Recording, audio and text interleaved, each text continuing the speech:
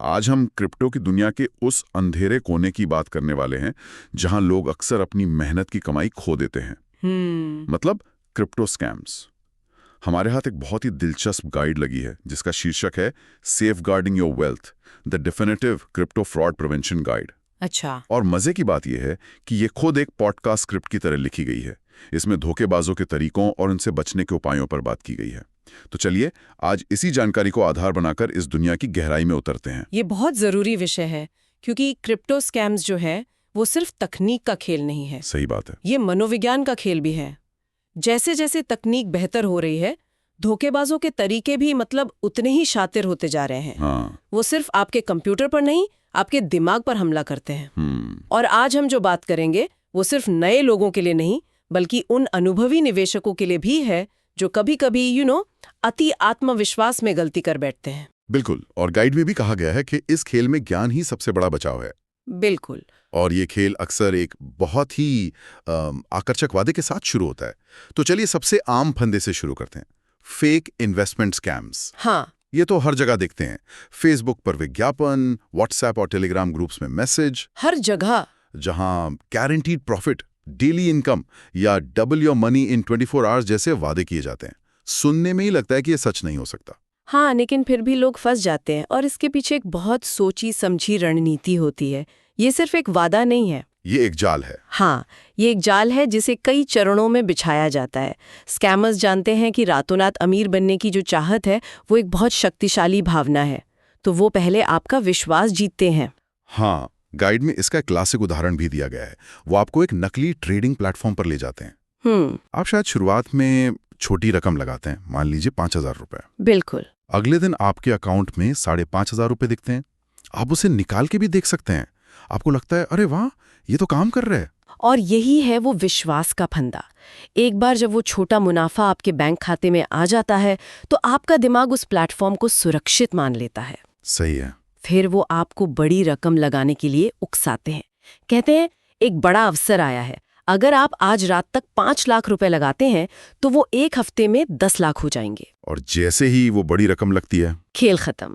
वो पैसा, वो प्लेटफॉर्म और वो फाइनेंशियल गुरु जो आपको सलाह दे रहा था, सब गायब। सब गायब। लेकिन मेरा सवाल ये है कि ये इतना असरदार क्यों है? ज्यादातर लोग जानते हैं कि पैसा दुगना वाली स्कीमें झूठी होती हैं, फिर भी वे इस जाल में क्यों लग जाते हैं? इसके 3 मनोवैज्ञानिक कारण हैं। पहला तो है लालच, जो हमारी तार्किक सोच को धुंधला कर देता है। दूसरा है सोशल प्रूफ। उन टेलीग्राम ग्रुप्स में दर्जनों नकली सदस्य होते हैं जो लगातार अपने मुनाफे के स्क्रीनशॉट भेजते रहते हैं। अच्छा। तो आपको लगता है कि सिर्फ आप ही पीछे रह गए हैं। हाँ, ये फोमो वाली बात। बिल्कुल, फोमो। और तीसरा, वो छोटा मुनाफा निकालकर वे आपको कंट्रोल का भ्रम देते हैं। आपको लगता है कि फैसला आपके हाथ में है। राइट। इसीलिए हमारे स्रोत की सबसे महत्वपूर्ण पंक्ति को समझना जरूरी है। क्रिप्टो में गारंटीड रिटर्न नाम की कोई चीज नहीं होती। ये तो गांठ बांध लेने वाली बात है। हाँ, ये कोई नारा नहीं, ये बाजार का मूल सिद्धांत है। जहां बड़ा मुनाफा कमाने की संभावना है, वहां उतना ही बड़ा जोखिम भी होगा। जो कोई भी गारंटी दे रहा है वो या तो बाजार को नहीं समझता या आपको धोखा दे रहा है। बिल्कुल। ये तो हुई सीधे सीधे किसी के लालच का फायदा उठाने की बात। लेकिन कुछ स्कैम्स इससे भी बड़े पैमाने पर होते हैं, जहां धोखेबाज सिर्फ आपका पैसा नहीं बल्कि एक पूरा का पूरा सपना बेचकर गायब हो जाते हैं। अपने आप में पूरी कहानी कह देता है। जैसे किसी के पैरों के नीचे से कालीन खींच लेना। बिल्कुल। ये नए और अनुभवहीन निवेशकों को निशाना बनाने का एक बहुत ही आम तरीका है, जो अक्सर किसी नए कॉइन की चर्चा सुनकर उसमें कूद पड़ते हैं। प्रक्रिया बहुत सीधी है। क्या है वो? एक नया कॉइन लॉन्च करो, सोशल मीडिया और इन्फ्लुएंसर्स के जरिए उसकी जबरदस्त मार्केटिंग करो ताकि एक हाइप का माहौल बन जाए। एग्जैक्टली। और इस हाइप की वजह से उसकी कीमत आसमान छूने लगती है। और जो लोग इसे देख रहे होते हैं उन्हें फोमो मतलब फियर ऑफ मिसिंग आउट महसूस होता है। उन्हें लगता है कि वे जिंदगी बदलने वाला एक मौका चूक रहे हैं। हाँ, और इसी डर और लालच में आकर वे अपना पैसा लगा देते हैं। और फिर?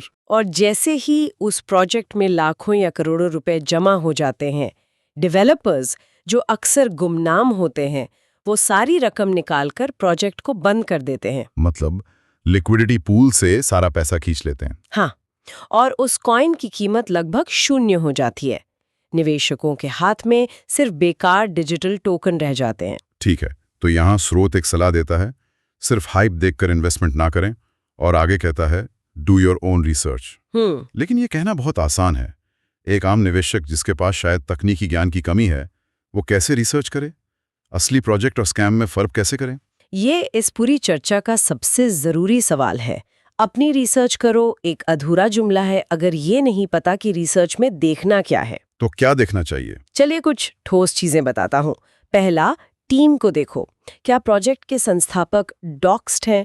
मतलब क्या उनकी असली पहचान सार्वजनिक है? अच्छा। क्या उनके लिंक्डइन प्रोफाइल हैं? क्या उनका पूरी पिछला ट्रैक रिकॉर्ड है?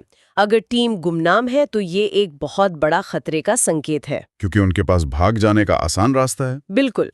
दूसरा, प्रोजेक्ट का व्हाइट पेपर पढ़ें।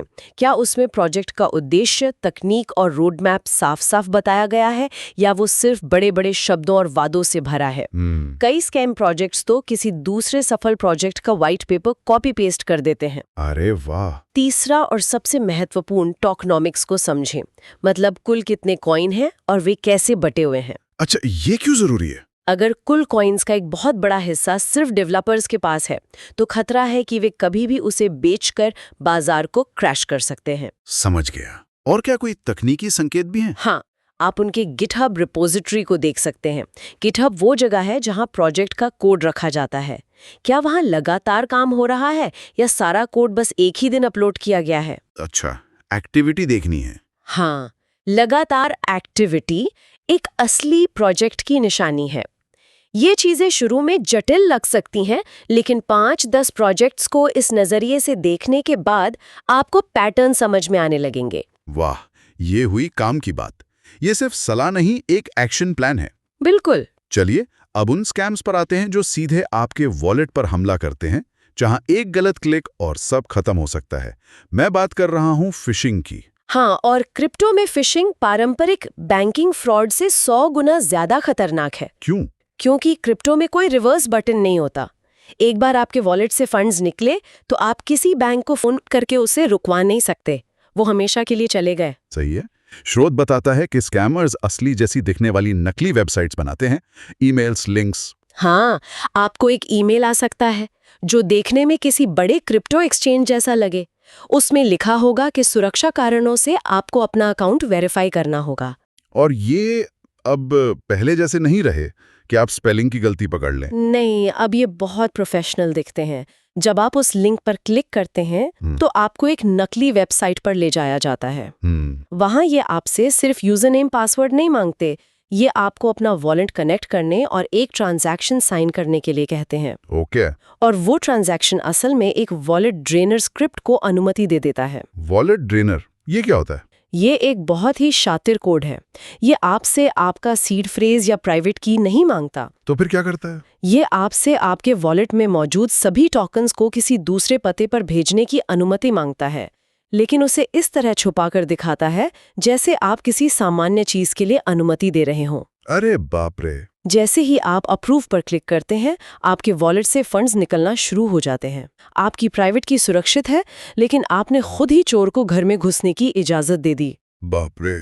मतलब अब सिर्फ सीड फ्रेज को सुरक्षित रखना ही काफी नहीं है, आपको ये भी पता होना चाहिए कि आप किस चीज पर साइन कर रहे हैं। बिल्कुल। और इस धोखे को और विश्वसनीय बनाने के लिए ये लोग अक्सर मशहूर चेहरों का इस्तेमाल करते हैं। बिल्कुल, जिसे हम सेलिब्रिटी या इन्फ्लुएंसर स्कैम कहते हैं। इसमें डीप फेक तकनीक का इस्तेमाल होता है। मतलब नकली वीडियो। हाँ, किसी बड़े उद्योगपति या सेलिब्रिटी का एक वीडियो बनाया जाता है जिसमें उनकी आवाज और चेहरा बिल्कुल असली लगते हैं और वो एक गिव अवे का ऐलान करते हैं। क्या कहते हैं वो? कहते हैं, हमारी कंपनी की सालगिरह पर हम समुदाय को वापस दे रहे हैं। आप हमें 1 बिटकॉइन भेजें, हम आपको 2 वापस भेजेंगे। ये तो साफ साफ झूठ लगता है।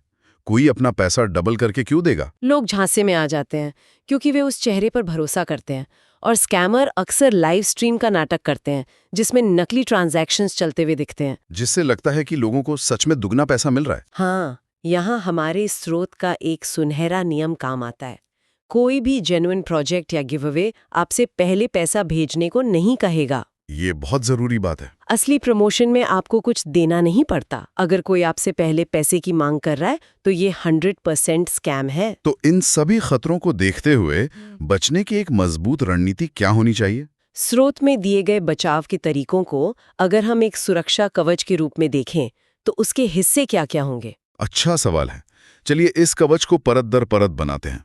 पहली परत है लालच का फिल्टर। मतलब? कोई भी अगर गारंटीड या अविश्वसनीय मुनाफे का वादा करे तो उसे वहीं ब्लॉक कर दें, आगे बात ही नहीं करनी। सही है। क्रिप्टो में कुछ भी गारंटीड नहीं है। बिल्कुल। दूसरी और सबसे मजबूत परत, अपनी प्राइवेट की और सीड फ्रेज। ये मंत्र तो हर निवेशक को रट लेना चाहिए। हाँ, कि ये किसी के साथ कभी भी किसी भी हालत में साझा नहीं करना है। इसे सिर्फ रटना नहीं, समझना है। हाँ, ये डिजिटल संप्रभुता का आधार है। Your keys your crypto, no keys no crypto. ये आपकी डिजिटल तिजोरी की एकमात्र चाबी है। इसे कभी भी किसी वेबसाइट पर ऑनलाइन टाइप न करें। कभी नहीं। इसे हमेशा ऑफलाइन कागज पर या किसी सुरक्षित डिवाइस में रखें। ठीक है। तीसरी परत है संदेह का चश्मा। मतलब किसी भी अनजान लिंक पर क्लिक करने से पहले 10 बार सोचें, चाहे वो ईमेल में हो, ट्विटर पर हो या टेलीग्राम पर। हमेशा आधिकारिक वेबसाइट का पता खुद ब्राउजर में टाइप करके जाएं। एग्जैक्टली। किसी लिंक के भरोसे न रहें। और चौथी परत? चौथी परत है जागरूकता का हथियार, जिसे हमने रग पुल के संदर्भ में सीखा। किसी भी नए प्रोजेक्ट में पैसा लगाने से पहले वो चेकलिस्ट याद करें जिसकी हमने बात की। Team, white paper, tokenomics. बिल्कुल। हाइप या फोमो में आकर कभी निवेश न करें। अपना पैसा लगाने से पहले अपना समय लगाएं। और आखिरी परत, जो शायद सबसे मुश्किल है, भावनात्मक संतुलन। हाँ, डर या लालच में आकर कोई भी फैसला न लें। जब बाजार तेजी से ऊपर जा रहा हो तो लालच हावी होता है, और जब गिर रहा हो तो डर। और दोनों ही स्थितियों में लिए गए फैसले अक्सर गलत होते हैं। इन सभी परतों का सार एक ही वाक्य में है जो स्रोत में दिया गया है। अगर कुछ सच होने के लिए बहुत अच्छा लग रहा है तो शायद वो स्कैम है। ये एक पुरानी कहावत है, लेकिन क्रिप्टो की दुनिया में ये पहले से कहीं ज्यादा सच है। बिल्कुल। एक और दिलचस्प बात जो हमारे दूसरे स्रोत में मिली, वो दर्शकों से जुड़ने की रणनीति के बारे में थी। उसमें अंत में सब्सक्राइब करने और जानकारी को शेयर करने के लिए कहा गया है। हाँ, और ये महज एक मार्केटिंग की तरकीब नहीं है। ये सामुदायिक प्रतिरक्षा या कम्युनिटी इम्यूनिटी का एक मॉडल है। अच्छा, ये कैसे? इस तरह की जानकारी बनाने वाले ये समझते हैं कि स्कैम से लड़ने का सबसे प्रभावी तरीका जागरूकता फैलाना है। जितने ज्यादा लोग इन तरीकों के बारे में जानेंगे, स्कैमर्स के लिए नए शिकार ढूंढना उतना ही मुश्किल होता जाएगा। बिल्कुल, जानकारी का प्रसार ही इस समुदाय का सबसे बड़ा बचाव है। राज की इस गहरी बातचीत से ये साफ है कि क्रिप्टो एक क्रांतिकारी तकनीक है, लेकिन हर क्रांति अपने साथ खतरे भी लेकर आती है। और जो जानकारी हमने आज परखी वो दिखाती है कि सतर्क रहकर और सही ज्ञान के साथ इन खतरों से न सिर्फ बचा जा सकता है, बल्कि इस तकनीक का सुरक्षित रूप से लाभ भी उठाया जा सकता है। सही कहा।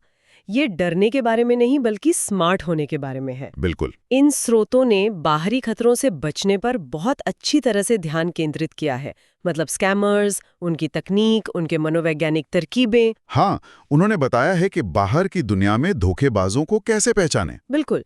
लेकिन यहाँ एक और गहरा सवाल उठता है जो ये गाइड हमें सोचने पर मजबूर करती है। और वो क्या है? स्रोत में बार बार डर और लालच में फैसले न लेने की सलाह दी गई है। हाँ। तो सोचने वाली बात यह है, इस दुनिया में बाहरी धोखेबाजों से बचना एक बात है, लेकिन अपने अंदर बैठे लालच और डर से बचना वो शायद सबसे बड़ी चुनौती है। स्कैमर आपको गारंटीड मुनाफे का चारा डालता है, लेकिन उस चारे को निगलने का फैसला तो हमारा अपना होता है ना। सही बात है। बाजार गिरता है तो डर पैदा होता है, लेकिन उस डर में आकर सब कुछ बेच देने का फैसला भी हमारा अपना होता है। तो असली सुरक्षा कहाँ से शुरू होती है? बाहरी दुनिया की चालाकियों को समझने से या अपने मन के लालच और डर को समझने से?